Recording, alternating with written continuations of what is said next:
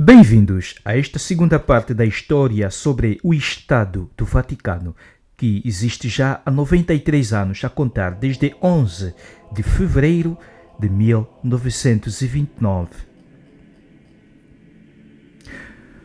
Os milhões de turistas que anualmente demandam a cidade eterna, Roma, entre os inúmeros pontos de interesse da urbe, elegem a Basílica de São Pedro e a mole de edificações em seu torno como um dos pontos altos da viagem. Todavia, poucos se lembram, ou até saberão, que ao adentrarem o espaço dentro do abraço da colunata de Bernini, a Praça de São Pedro, estão a entrar noutro Estado soberano independente, o Estado da Cidade do Vaticano.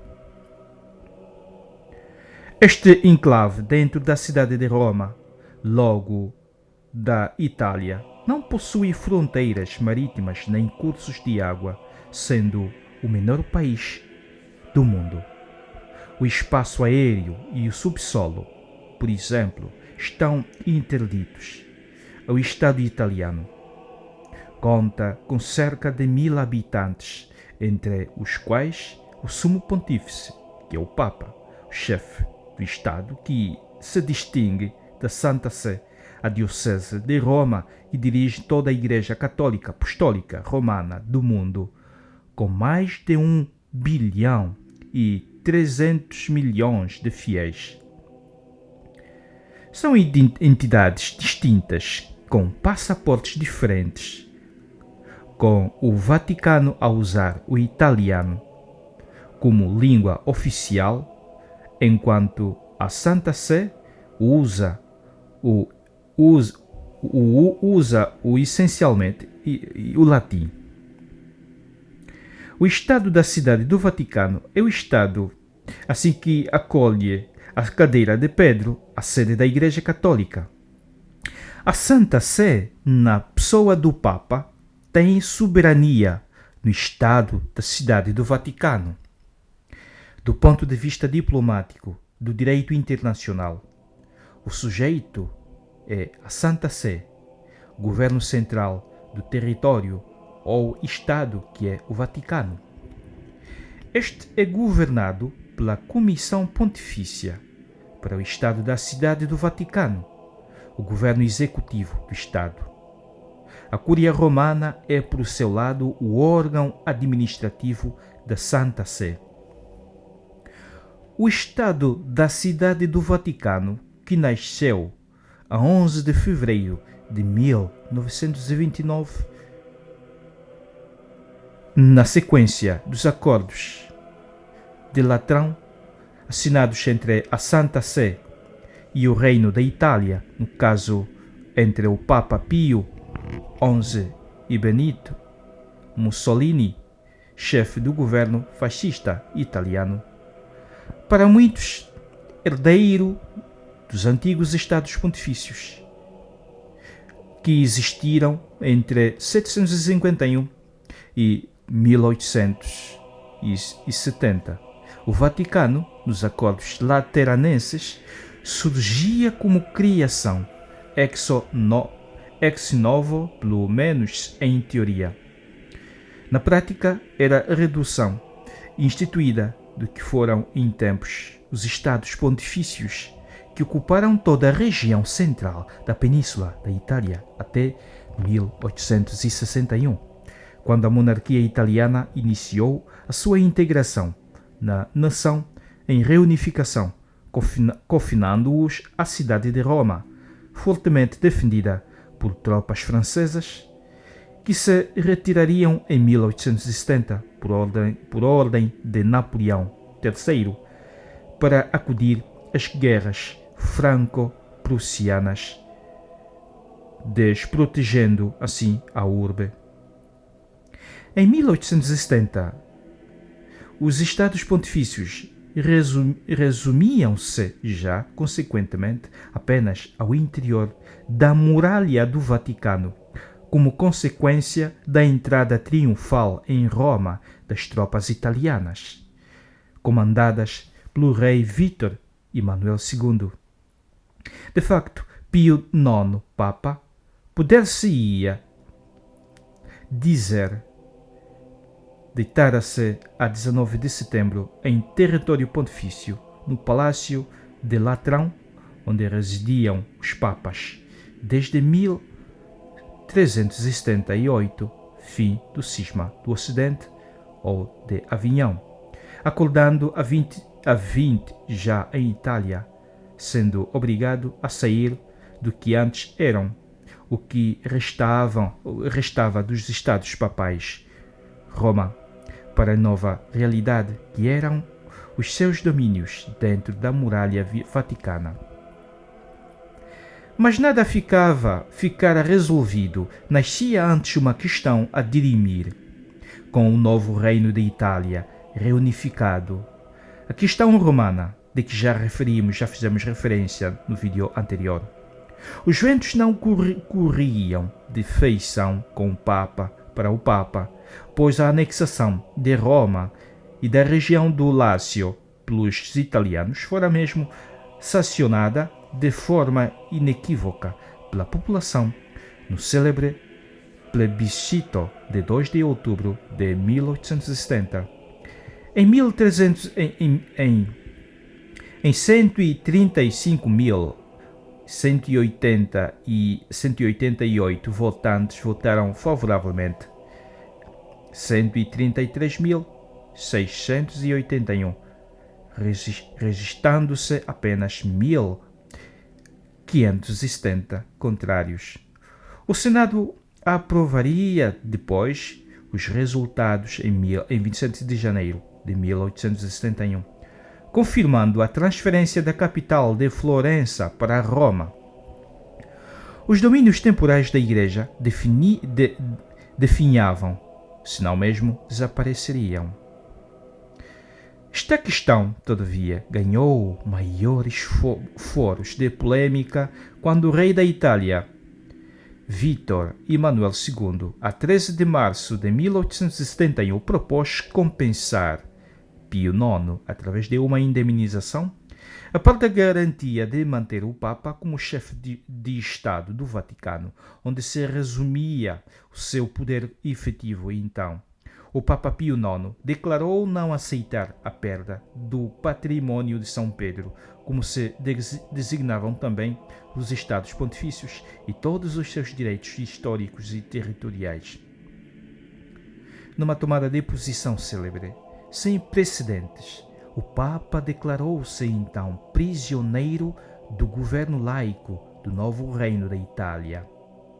Foi ainda mais longe quando proibiu, em 1874, os católicos da Itália de votar em eleições no Estado laico como o Jovem Reino.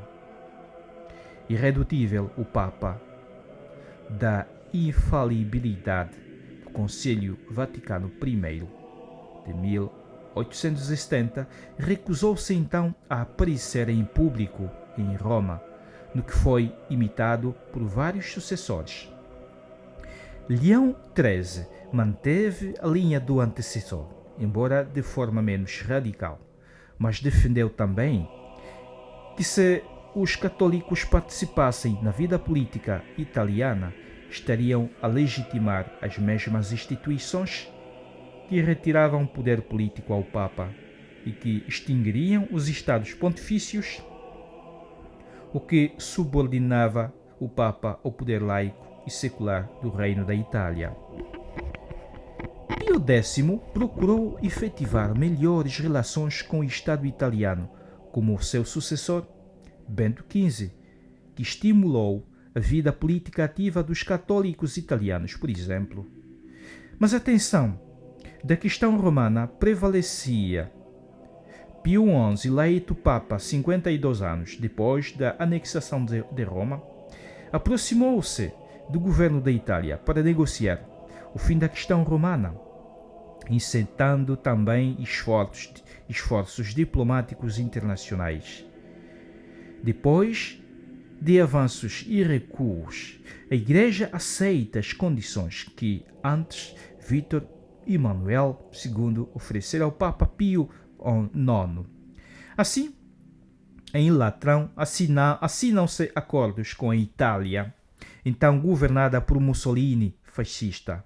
Cria-se o Estado do Vaticano, soberano, neutro e inviolável sob a autoridade do Papa, assegurando-se os privilégios de extraterritorialidade do Palácio de Castel Gandolfo e das três basílicas de São João de Latrão, Santa Maria Maior e São Paulo extramuros, além do Palácio da Propaganda Fide, da Chancelaria e de outros edifícios em Roma. Por outro lado, a Santa Sé renunciou aos territórios que havia possuído desde a Idade Média e reconheceu Roma como capital da Itália. A indemnização financeira pelas perdas territoriais foi formalizada, bem como o quadro das relações entre a Santa Sé e a Itália, reconhecendo-se a religião católica como oficial. Foram ulteriormente efetuadas revisões pontuais destes acordos de Latrão, que criaram o Estado da Cidade do Vaticano e apaziguaram relações tensas entre a Igreja e o mundo laico, em particular o novo Estado da Itália. O Vaticano é, digamos assim, um lugar muito peculiar. É um Estado independente dentro de um outro país. Nele mora o Papa, o chefe da Igreja Católica e mais umas 800 pessoas. Em um dia, a pé, é possível conhecer todo o território do Estado do Vaticano. E para a sorte de quem vive ou visita aquelas terras, o lugar concentra alguns museus e igrejas mais belos do planeta. Aproximadamente 6 milhões de pessoas visitam anualmente o Vaticano. A Basílica Maior de São Pedro é um dos locais mais emblemáticos do país. Outras atrações são a Capela Sistina, a Praça de São Pedro, os Jardins do Vaticano, o Museu do Vaticano, a Biblioteca Vaticana, o Obelisco da Piazza Pio XII e o Palácio Apostólico.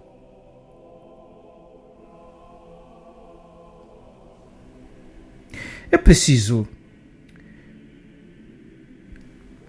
também olhar para um pouco para essa história tão interessante do Estado do Vaticano. Temos duas coisas, tal como já fizemos referência no vídeo anterior. Temos o Estado do Vaticano, que é um território dentro de um país, um território particular, um território que pertence ao governo da Igreja Católica, que é a Santa Sé, dentro de um país. Podíamos dizer assim, um país dentro de outro país. Este é o Estado da Cidade do Vaticano, tão pequeno lá, mas grande em poder, grande em influência para o mundo inteiro. E com avenidas e ruas, é o menor país soberano do mundo e seu território não chega a meio quilômetro quadrado, o correspondente a cerca de 44 campos de futebol. A população também é pouco numerosa. Na prática, caberia em 20 autocarros. Esta população, que não é numerosa, o território do Estado da Cidade do Vaticano tem a proteção da Convenção de Haia de 14 de maio de 1954, referente à proteção de bens culturais em caso de conflito armado. 30 anos depois, foi incluído na lista de Patrimônio Cultural e Natural pela Unesco. Ainda podemos falar mais de outros elementos deste Estado do Vaticano. Existem duas bandeiras nacionais no mundo em forma quadrada. Uma delas é a Suíça. A outra é a da Cidade do Vaticano. A bandeira do Vaticano possui duas cores, amarela no lado esquerdo e branca no direito. Representam os metais ouro e prata. Onde é que fica exatamente onde é que está localizado? E ainda falando da bandeira, no lado branco da bandeira do Vaticano fica o brasão de armas. Nele estão desenhadas as chaves de São Pedro, com ranhuras semelhantes a uma cruz. Elas atravessam a figura da tiara papal, conhecida como coroa tripla. O Vaticano fica dentro pela cidade de Roma. Se ampliarmos a perspectiva e olharmos o mapa da Itália, o país fica bem no meio da bota na costa oeste. A cidade do Vaticano está localizada a noroeste de Roma, capital italiana. A fronteira é visivelmente identificada por uma muralha que cerca o país. Esta é a segunda mais curta fronteira internacional terrestre do mundo entre dois estados. Só perde para o Gibraltar, entre a Espanha e o Reino Unido. Quem governa esse Estado? Óbvio que é o Papa. O Estado da Cidade do Vaticano é uma monarquia, mas com características únicas. Não existe uma linha sucessória e o Papa, eleito por razões óbvias, não deixa o comando para os seus descendentes. Portanto, o Vaticano tem a única monarquia na qual não se sabe quem será o sucessor imediato, logo após a renúncia ou morte do Papa. A escolha do próximo nome para comandar o país e a Igreja ocorrerá por um colégio de cardeais, que é o conclave que deve definir. A eleição de um novo Papa acontece entre 15 e 20 dias após a vacância do posto. Esse tradicional sistema eleitoral no Vaticano é chamado de conclave. Conclave, uma palavra que provém do latim como clave, e significa com chaves, selado com chaves, porque é num clima fechado, num ambiente fechado, ambiente humano, digo, fechado. Cardeais com menos de 80 anos são convocados e de portas fechadas discutem e escolhem os candidatos. A votação na cidade do Papa é secreta. Vence o cardeal que obtiver 2/3 dos votos. Após a escolha de um candidato, uma fumaça branca é liberada para informar a população a existência de um novo Papa. Dali então já pode surgir o grito Habemus Papa. Na prática, todas as decisões do Vaticano partem do Papa. Ele tem poder absoluto. O legislativo é exercido pela Comissão Pontifícia e é formado por 7 cardeais. Eles possuem mandatos de 5 anos. O Judiciário conta com os Tribunais Supremo, de Recurso e Primeira Instância. Já a administração do Vaticano, por oficiais e diretores, também indicados pelo Papa. Como funciona a economia deste Estado do Vaticano? O turismo e a captação de donativos das comunidades eclesiais pertencentes à Igreja Católica movimentam a economia do Vaticano. Estima-se que o país seja o proprietário de 20 dos imóveis da Itália, entre igrejas, hospitais e instituições de ensino.